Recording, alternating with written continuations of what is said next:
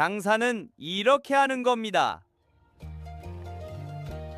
13살 소년 한 명이 장터에서 네로라 하는 악덕 소금 상인을 이토록 분노케 하였으니 그 사연이 예사롭지 아니하였지요. 박성달이란 자는 이 고을 장터의 소금 납품처를 하나도 빠짐없이 소나귀에 틀어준 자였습니다. 소금 한 줌 구하려 해도 반드시 그를 거쳐야 했고 값은 제 맘대로 올리고 또 올려 백성들의 등골을 서슴없이 긁어댔지요. 그 모습을 지켜보던 소년 도현의 눈빛이 달라졌습니다. 분하거나 무섭다는 빛이 아닌 그저 조용히 무언가를 꿰뚫어 보는 눈이었으니 훗날 소년의 소금 좌판 앞엔 날마다 사람이 넘쳐흘렀습니다. 반면 박성달의 소금전 앞은 날파리 한 마리 얼씬하지 않는 날이 이어졌지요. 과연 13살 소년 도현은 아무것도 없이 맨몸으로 이 고을을 쥐락펴락하던 악덕상인을 어찌 무너뜨렸을까요? 때는 조선 어느 고을 5일장이 열리는 날이었습니다. 달구름 소리가 채 가시기도 전에 장터엔 벌써 사람들로 북적이기 시작하였지요. 그날도 도현은 어머니 윤 씨를 따라 장터에 나섰습니다. 집안 살림이 넉넉지 아니하여 장복이란 늘 꼼꼼히 따지고 또 따지는 일이었지요. 장터 한가운데를 떡하니 차지한 것은 박성달의 소금전이었습니다. 다른 좌판들이 옹기종기 모여든 것과 달리 그곳만은 마치 장터의 주인이라도 되는 양 넓고 크게 자리를 틀고 있었지요. 소금 한 대에 얼마요? 윤 씨가 값을 묻자 박성달은 거들떠보지도 않고 손가락 하나를 들어 가격판을 턱 가리켰습니다. 윤 씨의 얼굴이 순간 굳어졌지요. 작년보다 배는 오른 것 같구만요. 불만이면 안 사면 그만이요.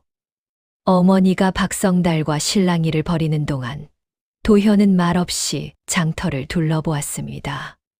소금을 사러 온 사람들이 하나같이 지갑을 열면서도 표정이 굳어 있었고 두부를 파는 복례 아주머니는 좌판 앞에 쭈그리고 앉아 한숨을 쉬고 있었습니다. 아주머니, 오늘은 두부가 왜 이리 적소? 도현이 슬쩍 물었습니다. 복례는 쓴웃음을 지으며 대꾸하였지요. 소금값이 올라서 두부를 많이 못 만들었지 뭐냐. 소금 없이 두부가 어디 되겠냐. 더 눈여겨본 것은 따로 있었습니다.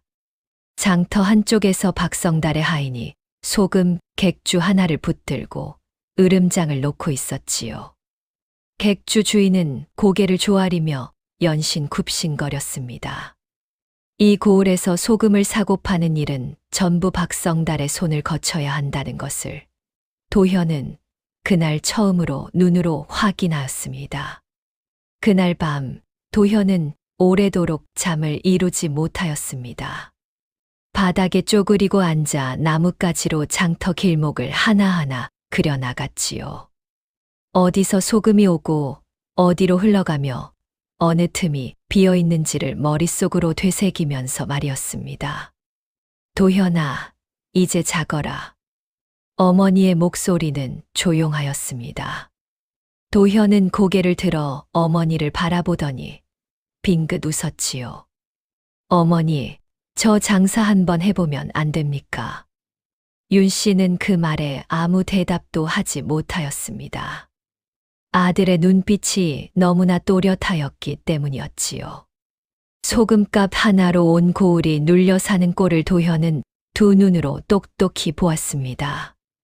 무섭지 않다면 거짓말이었지요. 허나 소년의 발걸음은 장터를 향하고 있었습니다. 박성달이 틀어막은 그 장터로 천천히 그리고 단단하게. 때는 장날 다음 날이었습니다. 도현은 이른 새벽부터 집을 나섰지요. 어머니가 미처 잡을 새도 없이 집신끈을 동여매고 장터로 향하였습니다. 장터는 장날이 아닌 날에도 제 나름의 숨결이 있었습니다. 좌판을 걷고 짐을 나르는 상인들, 다음 장날을 준비하며 물건을 고르는 사람들. 도현은 그 틈을 비집고 다니며 눈에 담았습니다. 발걸음은 느릿느릿, 허나 눈빛만은 바쁘게 움직였지요. 제일 먼저 들른 곳은 복례 아주머니의 두부 작업장이었습니다. 아주머니, 소금은 어디서 받아 쓰십니까? 복례는 두부 틀을 닦다가 멈추었습니다. 어디서 받긴 박서방 소금전에서 받지. 여기서 딴 데가 어딨냐? 다른 데서 받으신 적은 없으십니까? 예전엔 강 건너 포구에서 오는 소금배가 있었지. 근데 언제부터인가 그 배가 뚝 끊겼어. 박서방이 어찌어찌 했다더라만. 도현은 고개를 끄덕이며 속으로 적어두었습니다. 다음으로 향한 곳은 장터에서 조금 떨어진 황서방의 대장간이었습니다. 황서방은 도현을 보더니 쇠를 두드리던 손을 멈추지 않은 채 물었지요. 뭐 하러 왔냐, 꼬마야. 소금 이야기 좀 여쭤보려고요. 황서방이 그제야 손을 멈추었습니다. 쇠망치를 내려놓으며 땀을 닦더니 낮은 목소리로 말하였지요. 소금 이야기는 함부로 꺼내는 게 아니다. 박서방 귀가 어디 있는지 모르거든. 도현은 물러서지 않았습니다. 그러니까 더 여쭤보고 싶은 겁니다. 황서방은 한동안 소년을 바라보다가 결국 입을 열었습니다.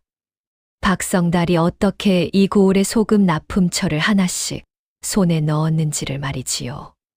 처음엔 값을 낮추어 상인들을 끌어들이고 거래가 굳어지면 전속 계약으로 묶어버렸습니다. 그 계약엔 다른 곳에 소금을 대면 큰 벌금을 물린다는 조항이 박혀 있었지요. 빠져나가고 싶어도 빠져나갈 수가 없는 구조였습니다. 그 계약서에 도장 찍은 자들이 한둘이 아니야. 포구 선주도 소금 객주도 전부 묶여 있어. 도현의 발길은 자연스럽게 강 쪽 포구로 향하였습니다. 거기서 만난 것이 최서방이었지요. 낡은 배 위에서 그물을 손질하던 최서방은 소년을 보고 미간을 찌푸렸습니다. 넌 또 뭐냐? 소금배 이야기 들으러 왔습니다. 최서방의 손이 잠깐 멈추었습니다. 이내 피식 웃더니 고개를 저었지요. 쓸데없는 소리 하러 왔으면 꺼져라. 나는 박서방 눈밖에 날 짓은 안 한다. 저도 압니다. 계약서에 묶여 계신 거. 최서방의 표정이 굳었습니다. 도현은 천천히 말을 이었지요. 억울하지 않으십니까? 긴 침묵이 흘렀습니다. 최서방은 대꾸하지 않았습니다. 허나 끝내 자리를 박차고 일어나지도 않았지요. 도현은 그것으로 충분하다 여겼습니다. 해가 기울 무렵 도현은 장터 어귀에 서서 박성달의 소금전을 한참 바라보았습니다. 마침 그때 타지에서 온 소금배 하나가 장터 쪽으로 접근하는 것이 보였습니다. 박성달의 하인둘이 재빠르게 달려가 그 배를 가로막더니 낮은 목소리로 무언가를 늘어놓기 시작하였지요. 잠시 후 소금배는 방향을 돌려 떠나버렸습니다. 도현은 그 장면을 처음부터 끝까지 눈에 담았습니다. 박성달이 얼마나 촘촘하게 이 고을의 소금기를 틀어막고 있는지가 눈앞에서 펼쳐진 것이었지요. 집으로 돌아온 도현은 어젯밤과 같이 바닥에 앉아 장터 지도를 다시 들여다보았습니다. 이번엔 선 하나를 더 그었지요. 박성달이 막은 길이 아닌 아직 막히지 않은 다른 길을 향해서 말이었습니다. 한참을 들여다보던 도현의 입가에 신락 같은 웃음이 번졌습니다. 빈틈이 있다. 사흘이 지났습니다. 도현은 그동안 장터에서 좌판을 벌이거나 소금 이야기를 꺼내지 않았습니다. 그저 매일 아침 장터에 나타나 이 사람 저 사람 곁에서 손을 보탰지요. 별것 아닌 일들이었습니다. 복례 아주머니의 두부광주리를 들어 나르거나 3월댁의 떡판이 기울었을 때 돌멩이를 받쳐 수평을 맞춰주거나 무거운 짐을 이고 가는 노인을 잠깐 도와드리거나 도현은 그 어떤 일에도 대가를 바라지 않았습니다. 그냥 하였지요. 처음엔 장터 사람들도 의아하게 여겼습니다. 얘야, 너 집이 어딘데 맨날 이러고 다니냐? 복례가 광주리를 받아들며 물었습니다. 도현은 씩 웃으며 대꾸하였지요. 가까이 삽니다. 아주머니 두 분은 이 고을에서 제일 맛있는데 날마다 보러 와야지요. 복례는 손사래를 치면서도 입가에 웃음이 번졌습니다. 황서방의 대장간에 들은 것은 그 이틀 후였습니다. 마침 풀무가 말썽을 부리고 있었지요. 풀무 가죽이 낡아 바람이 새는 탓에 불길이 제대로 오르지 않았습니다. 황서방은 연신 이마를 찌푸리며 이리저리 뜯어보고 있었지요. 도현이 옆에서 잠시 들여다보다가 슬쩍 물었습니다. 제가 좀 봐도 되겠습니까? 황서방은 코웃음을 쳤습니다. 내 녀석이 뭘 안다고. 그냥 한 번만요. 황서방이 비켜서자 도현은 풀무 가죽에 새는 틈을 손가락으로 짚어보았습니다. 그러더니 근처에 있던 기름 먹인 헝겊 조각을 찾아 안쪽에서 꼼꼼히 덧댔지요. 단단히 눌러 고정한 뒤 풀무를 밀어보니 바람이 제대로 들어갔습니다. 불길이 살아났지요. 황서방이 눈을 동그랗게 뜨더니 한마디 하였습니다. 어디서 배웠냐? 그냥 보니까 알겠던데요. 황서방은 입을 다물었습니다.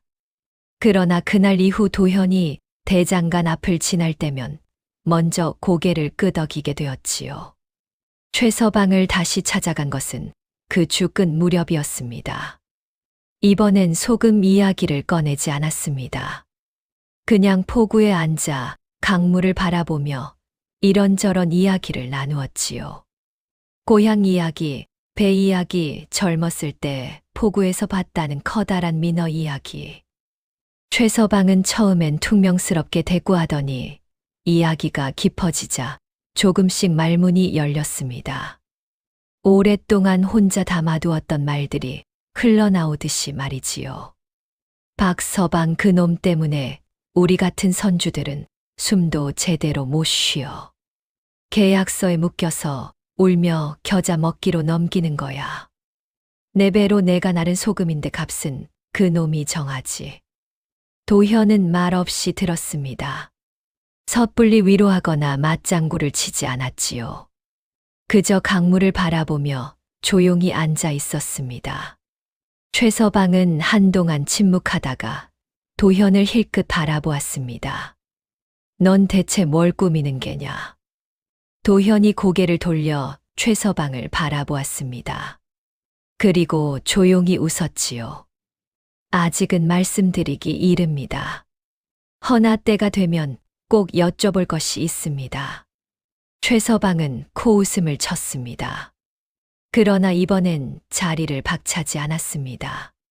그 무렵 장터엔 소문이 돌기 시작하였습니다. 어디서 온 아이인지는 모르겠으나 부지런하고 싹싹하며 손이 야무지다는 것이었지요. 복례는 아는 사람마다 붙들고 이야기하였습니다. 그 아이 있잖아. 두부 나르는 것도 도와주고 광주리 드는 것도 도와주고 참 기특하더라고. 3월댁도 거들었지요. 떡판 고쳐준 것도 그 아이야. 말도 없이 뚝딱 고치고는 씩 굳고 가더라고. 장터 사람들의 눈에 도현은 이미 낯선 얼굴이 아니게 되었습니다. 아직 아무것도 시작하지 않았건만 사람들의 마음 한 귀퉁이엔 도현의 자리가 조용히 만들어지고 있었지요. 그날 저녁 도현은 박성달의 하인이 최서방을 찾아와 다그치는 장면을 멀리서 목격하였습니다. 하인은 최서방의 멱살을 잡을 듯 바짝 다가서며 무언가를 따지고 있었고 최서방은 두 주먹을 꽉 쥔 채 고개를 숙이고 있었지요. 도현의 눈빛이 가늘어졌습니다. 저 사람을 저 굴레에서 꺼내줄 방법이 있을 것이었습니다. 아직은 아니지만 머지않아 반드시. 장날 전날 밤이었습니다. 도현은 어머니가 잠든 것을 확인하고 나서야 방 안에서 조심스럽게 무언가를 펼쳤습니다. 며칠에 걸쳐 장터 사람들에게서 조각조각 들어 모은 이야기들을 하나로 이어붙인 것이었지요. 박성달의 계약에 묶이지 않은 소금 납품처가 딱 하나 있었습니다. 이 고을에서 하루길 남짓 떨어진 곳에 있는 개천 포구였지요. 규모가 작아 박성달이 굳이 손을 뻗지 않은 곳이었습니다. 거기서 들어오는 소금배가 아직 아무 계약에도 묶여 있지 않다는 것을 도현은 황서방의 이야기에서 얻어들은 것이었습니다. 문제는 그곳이 이틀 길이라는 점이었습니다. 어린 소년 혼자 걸어가기엔 만만치 않은 거리였지요. 그러나 도현은 망설이지 않았습니다. 이튿날 새벽 어머니가 일어나기 전에 쪽지 하나를 남기고 집을 나섰습니다. 길은 험하지 않았으나 길었습니다. 산 하나를 넘고 개울 두 개를 건너야 하였지요. 도현은 걸으면서도 머릿속으로 계속 따져보았습니다. 포구 선주를 어떻게 설득할 것인지, 무엇을 내세울 것인지, 어떤 거래 조건을 제시할 것인지를 말이었습니다. 돈은 없었습니다. 배경도 없었습니다. 이름도 없는 13살짜리 소년이었지요. 가진 것이라고는 말뿐이었습니다. 그러나 도현은 그 말을 허투루 쓸 생각이 없었습니다.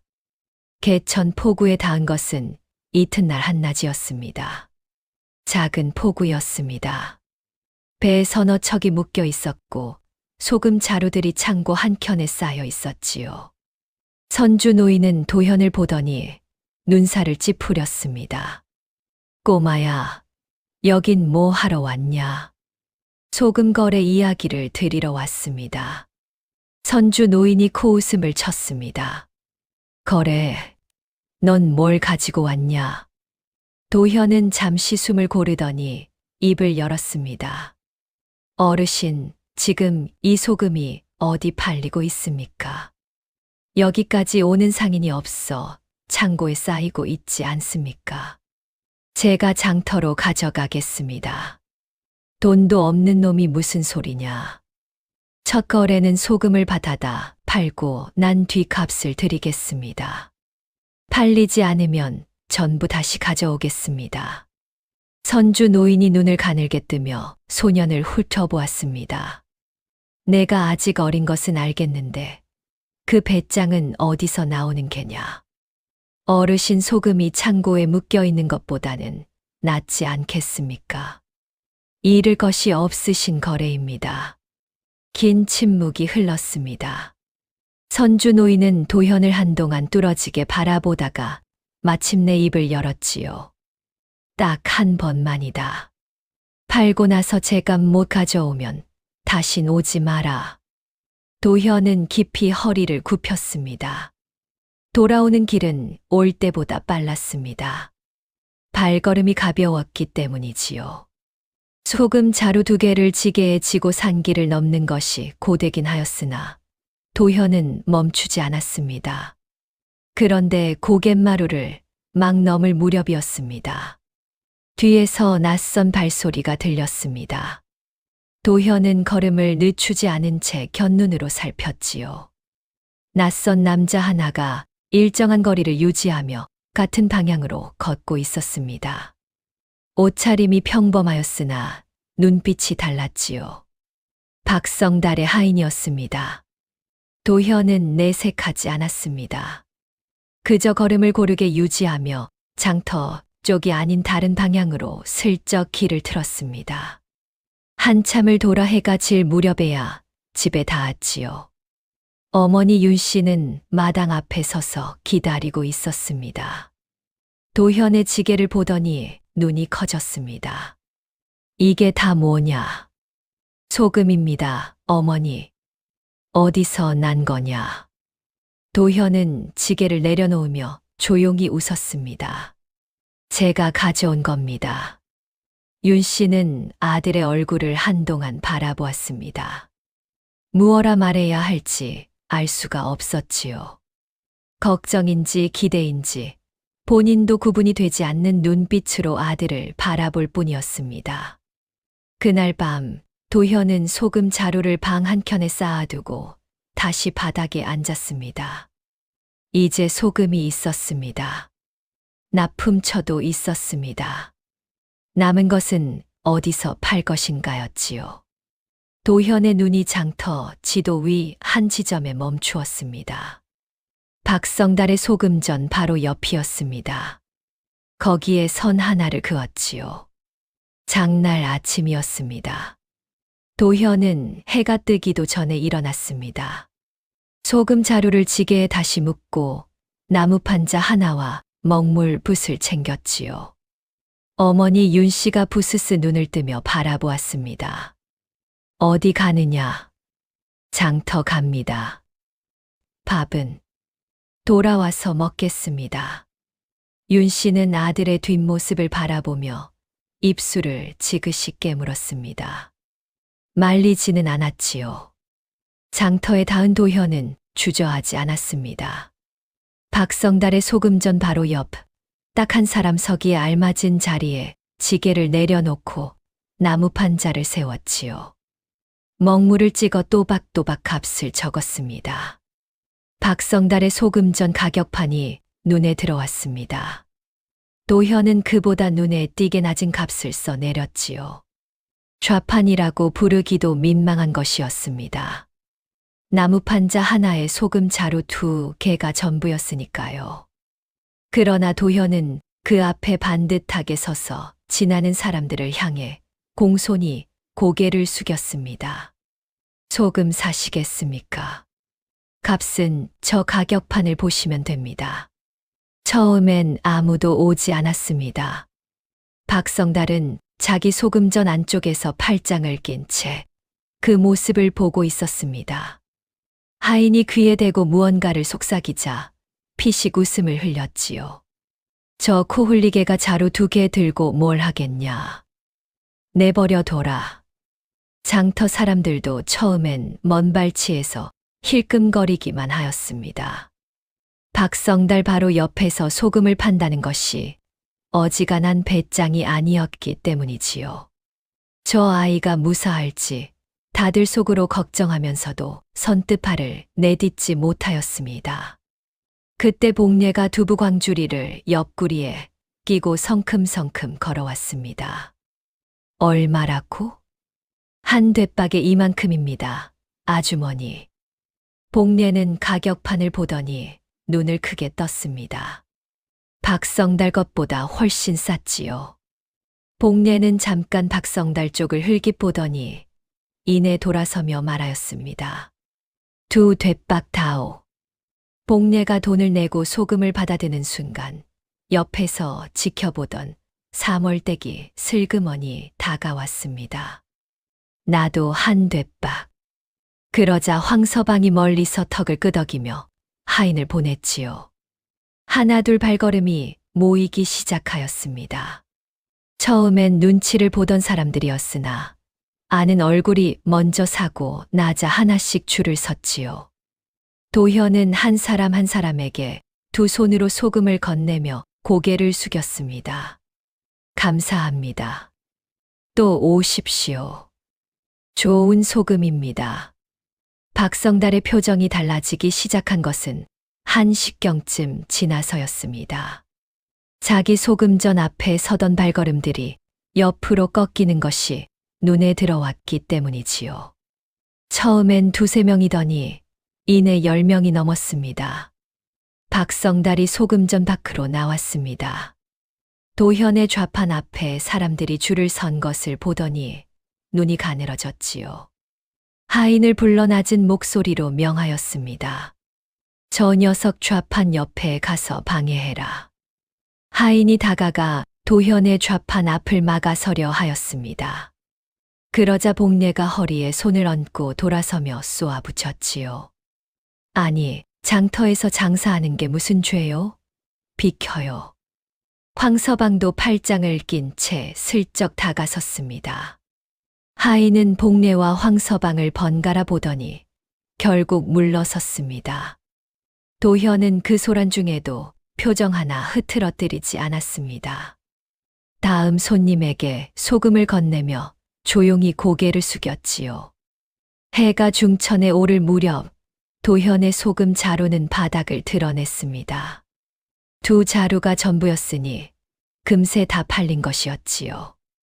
도현은 빈 자루를 접으며 좌판을 정리하였습니다. 짧은 하루였으나 충분한 하루였습니다. 박성달은 소금전 안에서 그 모습을 지켜보고 있었습니다. 코올리게 하나한테 손님을 빼앗겼다는 사실이 이보다 더 치욕스러울 수는 없었지요. 하인이 다가와 귀에 속삭였습니다.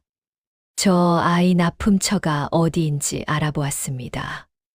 개천 포구 쪽 선주인 듯합니다. 박성달의 눈빛이 싸늘하게 가라앉았습니다.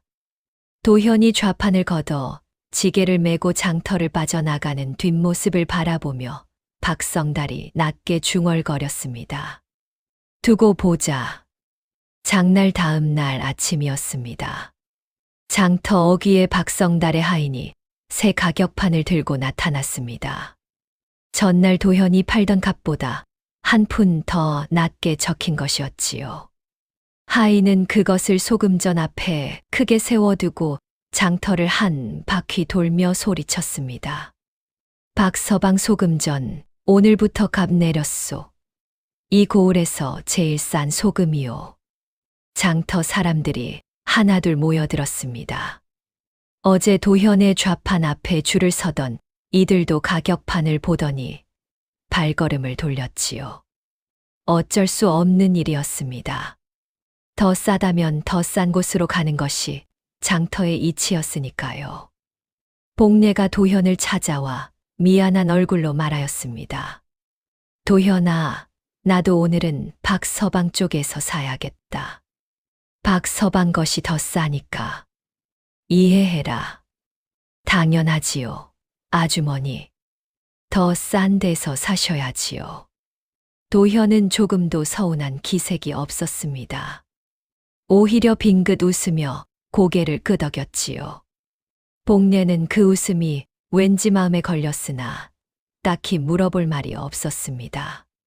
도현은 그날 좌판을 열지 않았습니다. 장터를 한 바퀴 돌며 사람들이 박성달의 소금을 사는 모습을 조용히 지켜보았지요. 박성달의 소금전 앞에 사람들이 몰리는 것을 보며 무언가를 세심하게 계산하고 있었습니다. 얼마나 팔리는지, 하루에 얼마나 줄어드는지, 창고에 쌓인 것이 어느 정도인지를 말이지요. 오후가 되자 도현은 장터를 빠져나와 집으로 향하였습니다. 방 안에 앉아 어머니 몰래 아껴두었던 돈괴를 꺼내들었지요. 그동안 어머니의 삭바느질을 도우며 조금씩 모아둔 것이었습니다.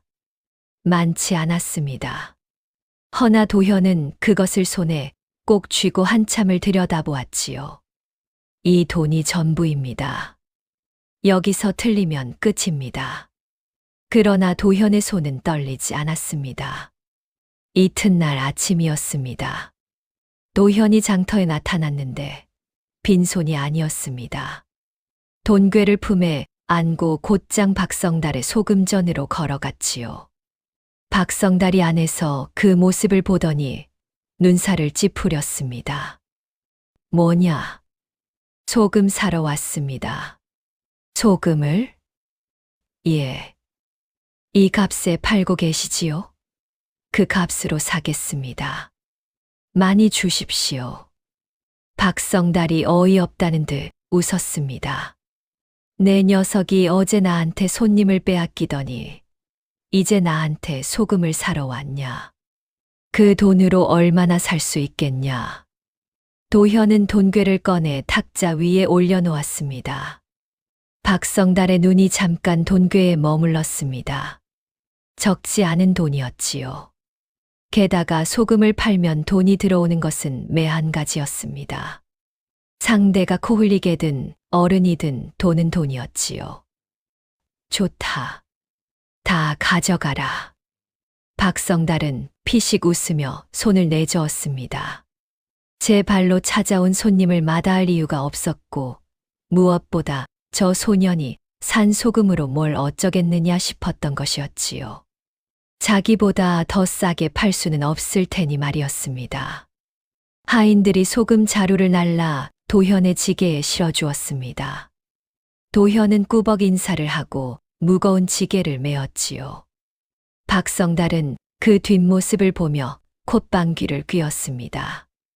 그러나 그날 오후 장터 안에서 이상한 일이 벌어졌습니다. 도현이 박성달의 소금전 근처도 아닌 장터 한 귀퉁이에 소금 자루를 잔뜩 쌓아두고 사람들을 불러 모으기 시작한 것이었습니다. 가격판에는 박성달이 내린 값과 거의 비슷한, 그러나 아주 조금 더 낮은 값이 적혀 있었지요. 복례가 눈을 동그랗게 뜨며 달려왔습니다. 도현아, 이 소금 다 어디서 난 게냐? 박서방 소금전에서 샀습니다. 복례가 입을 딱 벌렸습니다. 박서방한테 샀는데 박서방보다 싸게 파냐? 그게 말이 되냐? 박서방이 값을 내렸으니까요. 그 싼 값에 많이 사뒀으니 아주머니들께도 그만큼 드릴 수 있는 겁니다. 복례는 한동안 멍하니 소년을 바라보다가 손뼉을 탁 쳤습니다. 3월댁도 황서방도 금세 알아채었지요. 도현이 박성달이 값을 내린 그 틈을 노려 대량으로 사들인 뒤 박성달이 이전에 팔던 값보다는 싸고 자기가 사들인 값보다는 높게 팔고 있었던 것이었습니다. 어느 쪽으로도 손해가 없는 구조였지요. 장터 사람들이 몰려들었습니다. 박성달의 소금전은 다시 한번 텅 비어갔습니다. 그 소식이 박성달에게 닿은 것은 얼마 지나지 않아서였습니다.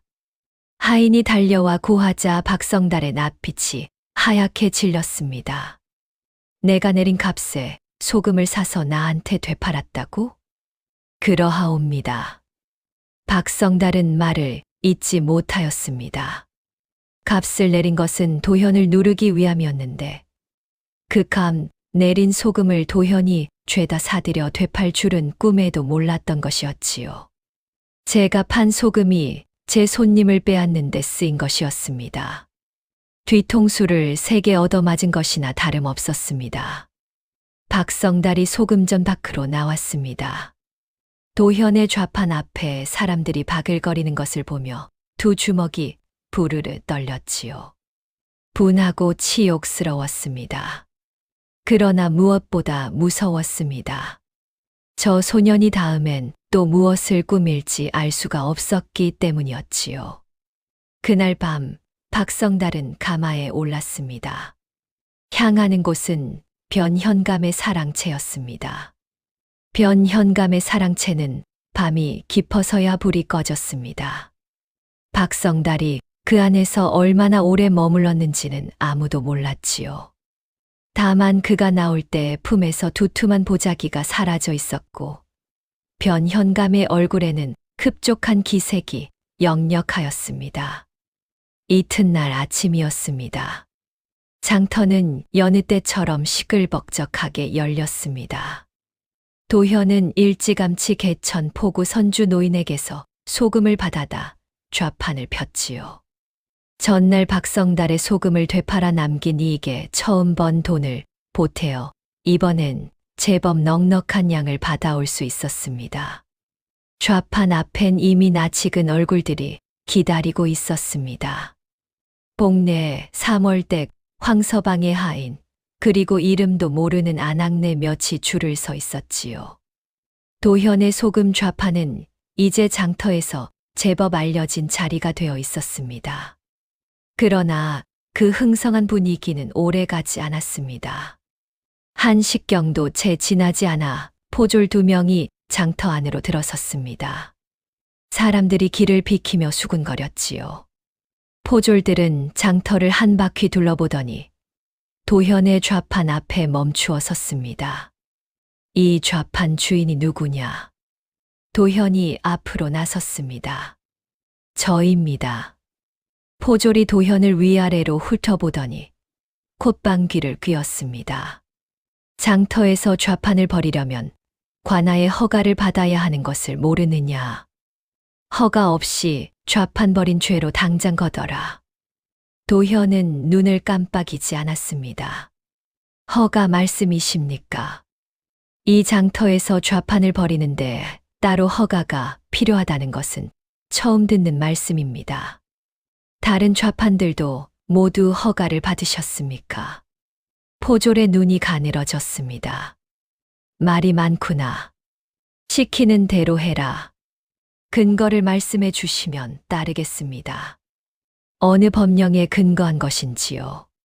주변에서 지켜보던 장터 사람들이 웅성거리기 시작하였습니다.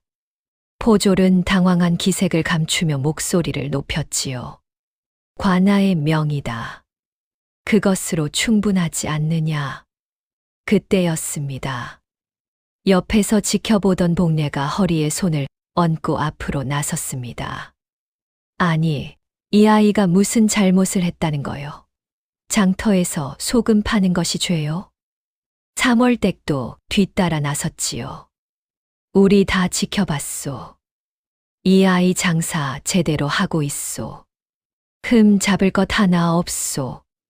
황서방은 말없이 팔짱을 낀 채 포졸 앞에 버티고 섰습니다. 그 큰 몸집 하나만으로도 포졸들이 주춤하였지요. 포졸들은 사방이 막힌 것을 느꼈으나 쉬이 물러서지는 않았습니다. 관아의 명을 받고 왔으니 빈손으로 돌아갈 수도 없는 처지였지요. 한 포졸이 다시 목소리를 가다듬었습니다. 비켜라. 관아의 일에 참견하지 마라. 바로 그 순간이었습니다. 장터 어귀 쪽에서 가마 하나가 천천히 들어오는 것이 보였습니다. 면 현감이었습니다. 장터에 직접 나온 것은 흔치 않은 일이었지요. 그가 나타나자 장터 사람들 사이에 싸늘한 긴장이 흘렀습니다. 변 현감이 가마에서 내려 느릿느릿 도현 쪽으로 걸어왔습니다. 손에는 접힌 부채가 들려 있었고 표정은 차갑게 굳어 있었지요. 내가 허가 없이 좌판을 벌인 아이냐? 도현이 허리를 굽혔습니다. 나으리, 저는 이 장터에서 소금을 팔고 있을 뿐입니다. 법도에 어긋난 일을 한 적이 없습니다. 관아에서 허가를 받지 않은 것이 법도에 어긋난 것이 아니고 무엇이냐? 도현이 고개를 들었습니다. 눈빛이 흔들리지 않았습니다. 나으리, 그 허가가 언제부터 필요하게 된 것인지 여쭤봐도 되겠습니까? 이 장터에서 수십 년째 좌판을 벌여온 분들도 그런 허가를 받은 일이 없으시다 하는데 유독 저한테만 필요한 것이라면 그 연유를 알아야 따를 수 있지 않겠습니까? 변 현감의 눈빛이 흔들렸습니다. 그러나 이내 표정을 굳히며 부채를 들었지요. 말이 지나치구나. 당장 관아로 데려가라. 도현이 포졸에게 팔을 잡히는 순간이었습니다. 장터 어귀 쪽에서 발소리가 한꺼번에 들려왔습니다. 최서방이었습니다. 그 뒤로 복례, 3월댁, 황서방, 그리고 얼굴 모르는 장터 상인들이 줄줄이 따라오고 있었지요. 그뿐만이 아니었습니다. 장터 너머 마을에서도 사람들이 하나둘 모여들고 있었습니다. 도현이 소금 심부름을 해드린 노인, 광주리를 들어드린 안악, 무거운 짐을 옮겨드린 노부부까지. 최서방이 변 현감 앞에 우뚝 서더니 입을 열었습니다. 나으리, 이 아이가 무슨 죄를 지었다는 것이오. 저도 이 장터에서 수십 년 살았지만 이 아이처럼 남을 돕고 바르게 장사하는 이는 처음 봤소. 복례가 그 뒤를 받았습니다. 이 아이가 저희한테 해준 것이 한두 가지가 아니오. 이 아이 잡아가려면 우리도 다 같이 데려가시오. 변현감의 얼굴이 굳었습니다. 포졸 둘이 이 많은 사람들을 어찌할 도리가 없었지요. 뒤에서 구경하던 장터 사람들까지 웅성거리며 앞으로 나서기 시작하였습니다. 도현은 그 모든 것을 바라보다가 조용히 입을 열었습니다. 나으리, 한 가지만 여쭤봐도 되겠습니까? 변현감이 도현을 내려다보았습니다. 도현은 품에서 작게 접힌 종이 하나를 꺼냈습니다. 그리고 또렷한 목소리로 말하였지요. 어젯밤 박서방이 나으리 사랑채에 다녀간 것을 아는 사람이 있습니다. 이 장터에만도 여럿이지요. 나으리께서 저를 관하로 데려가신다면 저도 드릴 말씀이 생길 것 같습니다. 장터가 순간 조용해졌습니다. 변현감의 부채 든 손이 미세하게 떨렸지요. 싸늘한 침묵이 흘렀습니다. 이윽고 변현감이 부채를 접었습니다. 아무 말 없이 가마로 돌아가더니 장터를 빠져나갔지요. 포졸들도 슬그머니 발걸음을 돌렸습니다. 장터에 한동안 정적이 흘렀습니다. 그러다 복례가 먼저 손뼉을 쳤습니다.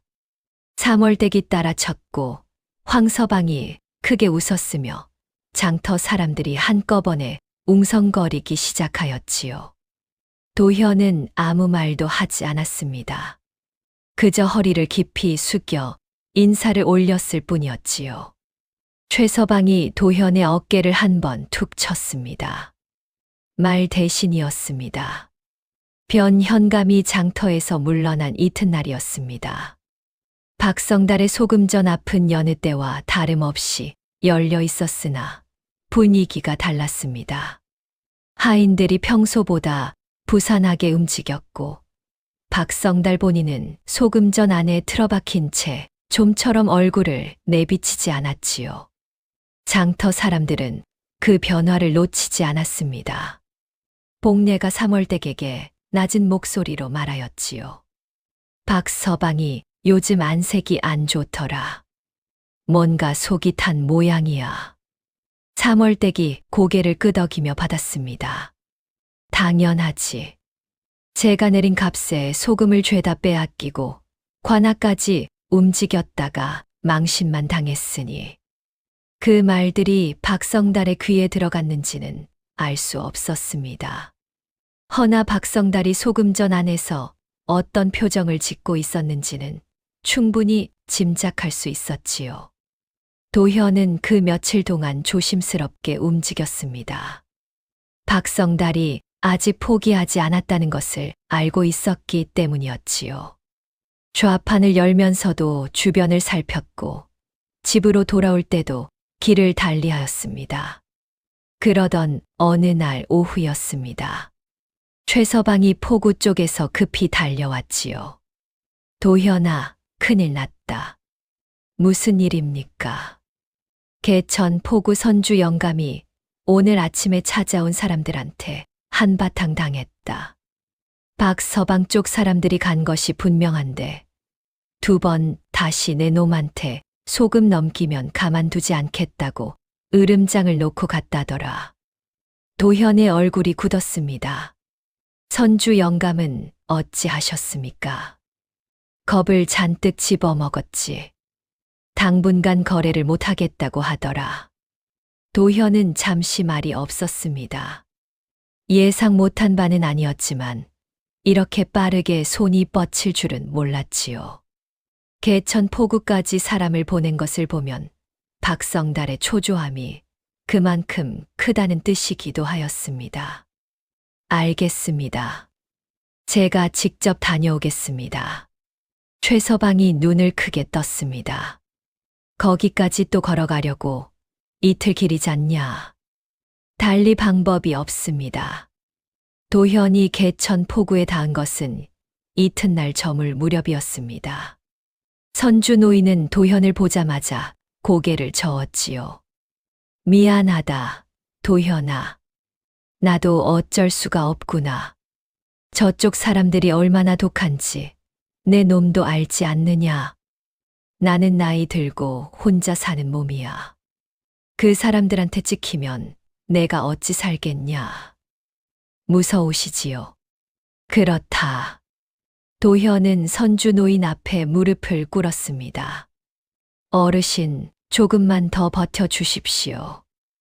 이제 거의 다 왔습니다. 박서방은 지금 궁지에 몰려 있습니다. 사방을 막아야 하니까 이쪽까지 손을 뻗은 것이지요. 뻗을 수 있는 손이 이제 얼마 남지 않았습니다. 선주 노인이 도현을 한동안 내려다보았습니다. 내 녀석은 참 이상한 아이다. 13살짜리가 이렇게 침착할 수가 있냐. 무섭습니다. 허나 여기서 물러서면 어르신도 저도 아무것도 안 됩니다. 긴 침묵이 흘렀습니다. 선주 노인이 무릎을 짚고 일어서더니 창고 쪽으로 걸어갔습니다. 가져가라. 대신 이번이 마지막이다. 이번에도 잘 안 되면 나는 손을 뗀다. 도현이 깊이 머리를 조아렸습니다. 한편 장터에서는 박성달이 마지막 수를 쓰고 있었습니다. 도현이 포구에 간 사이 박성달의 하인들이 장터를 돌며 상인들에게 하나씩 귀에 대고 속삭였지요. 도현이 녀석한테 소금 사는 것을 앞으로도 계속하고 싶으면 박서방 소금전과 거래를 끊겠다는 뜻으로 알겠소. 박서방 소금전과 거래 못하게 되면 어찌 될지는 각자 알아서 생각해 보시오. 협박이었습니다. 노골적이고 뻔뻔한 협박이었지요. 몇몇 상인들이 눈치를 보며 고개를 숙였습니다. 오래 박성달 아래 눌려 살아온 이들이었으니 그 협박이 허투루 들리지 않았을 것이었지요.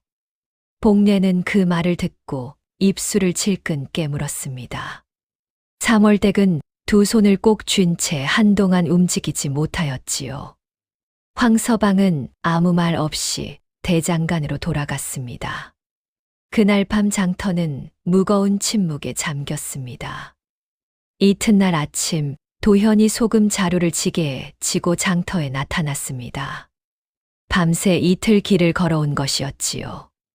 얼굴이 피로하였으나 눈빛만은 여전하였습니다. 그런데 좌판을 펴려는데 복례가 다가왔습니다. 평소와 달리 표정이 어두웠지요. 도현아, 어제 박서방 쪽에서 우리한테 뭐라 했는지 알지? 들었습니다. 무서운 것은 아닌데 그래도 우리 먹고 사는 일이 걸린 거잖니. 괜찮겠냐? 도현은 복례를 바라보았습니다.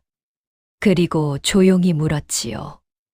아주머니, 저 믿으십니까?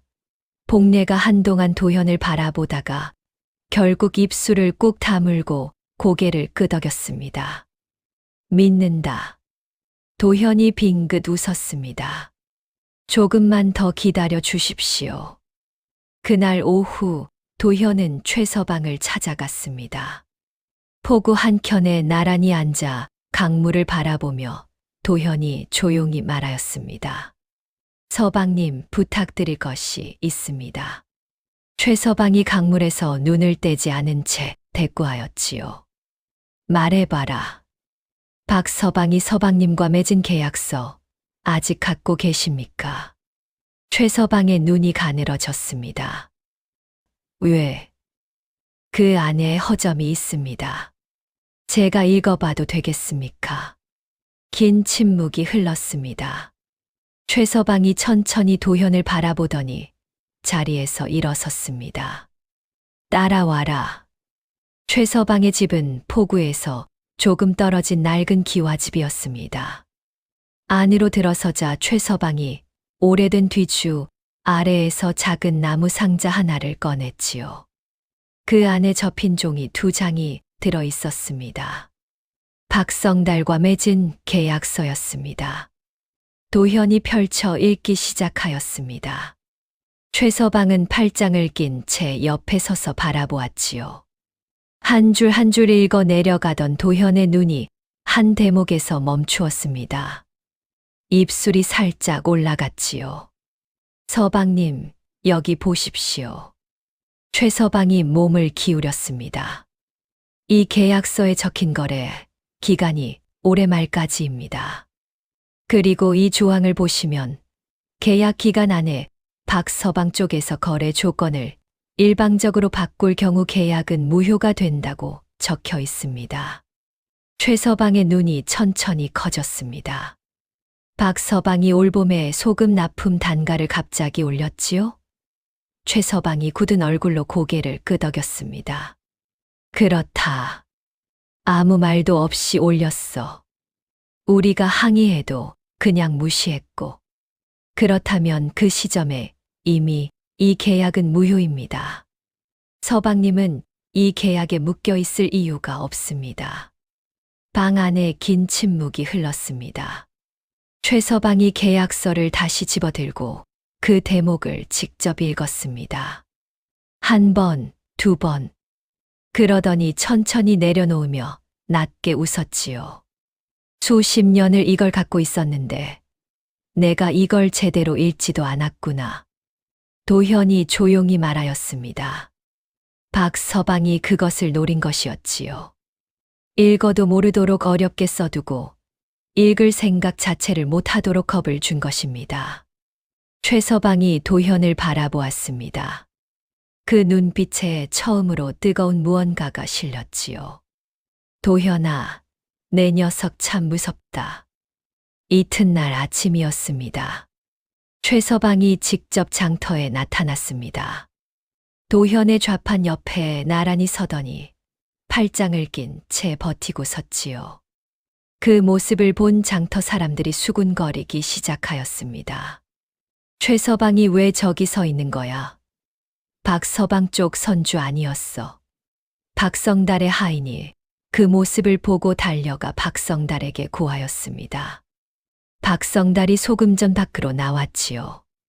최서방과 눈이 마주쳤습니다. 최서방이 먼저 말하였습니다. 박서방, 나 오늘부터 이 아이한테 소금 된다. 계약서 다시 읽어봤더니 우리 계약은 이미 끝난 것 같더라고. 박성달의 얼굴이 순간 굳었습니다. 무슨 소리냐? 계약 기간이 아직 남아있지 않냐? 단가를 일방적으로 올리면 계약이 무효라고 적혀 있던데. 올봄에 올렸지. 그때부터 이미 끝난 거야. 박성달이 입을 열었다 닫았다 하였습니다. 반박할 말을 찾는 것이었지요. 허나 그 조항은 분명히 자기 손으로 쓴 계약서에 박혀 있는 것이었습니다.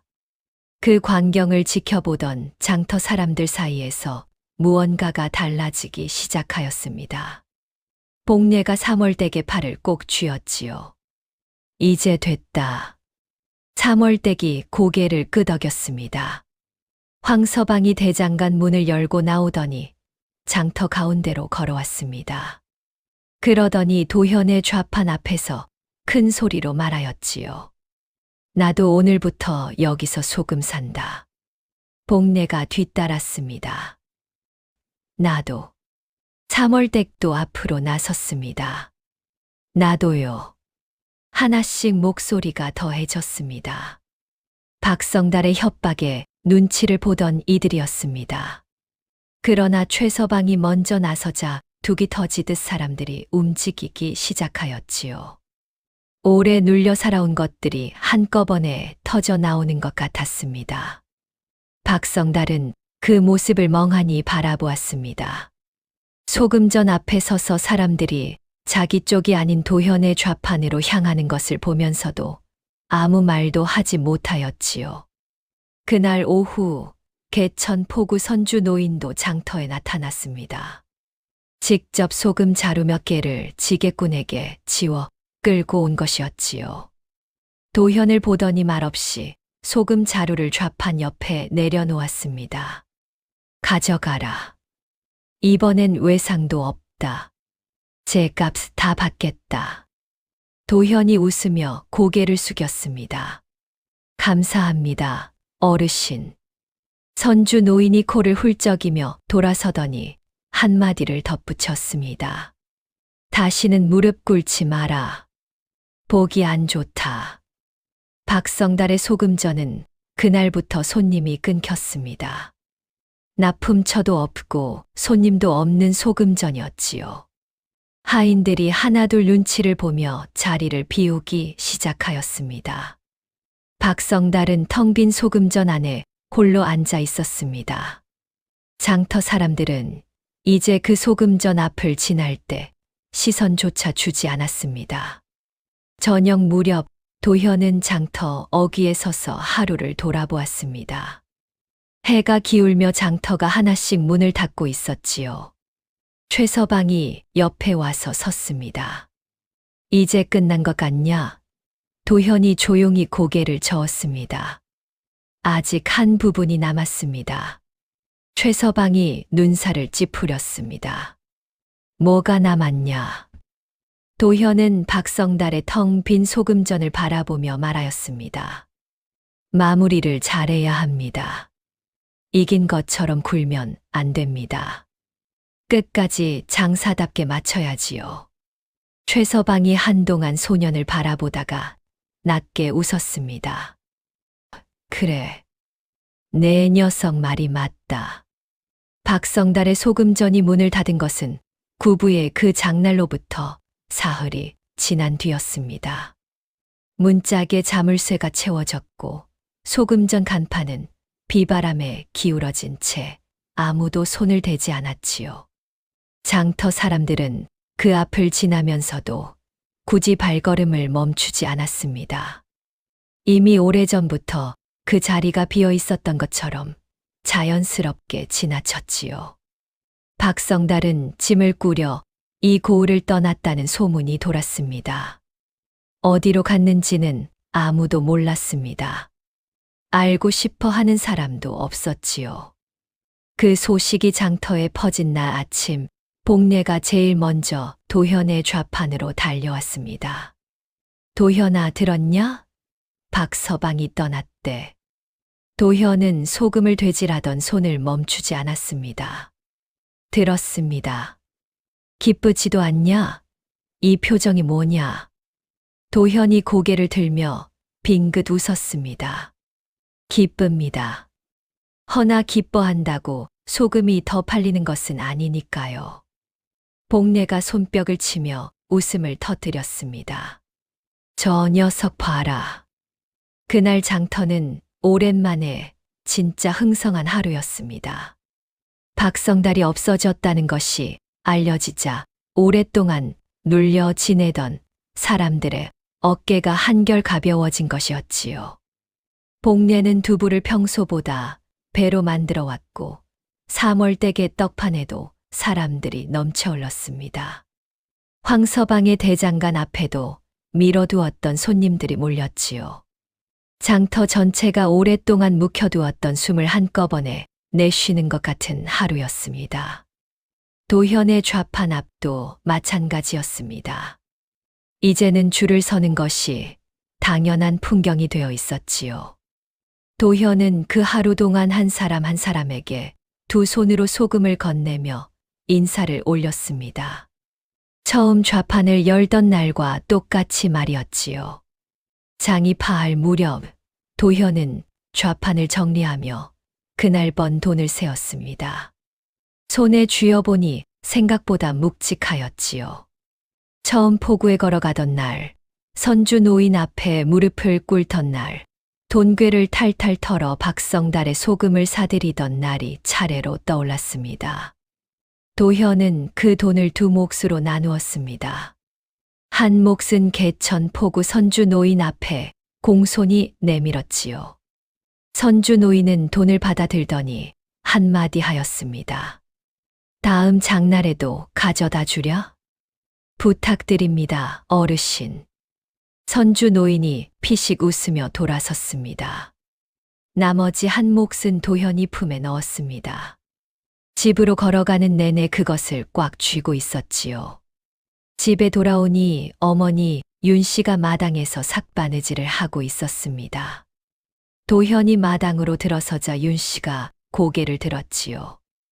도현은 말없이 품에서 돈을 꺼내 어머니 앞에 내밀었습니다.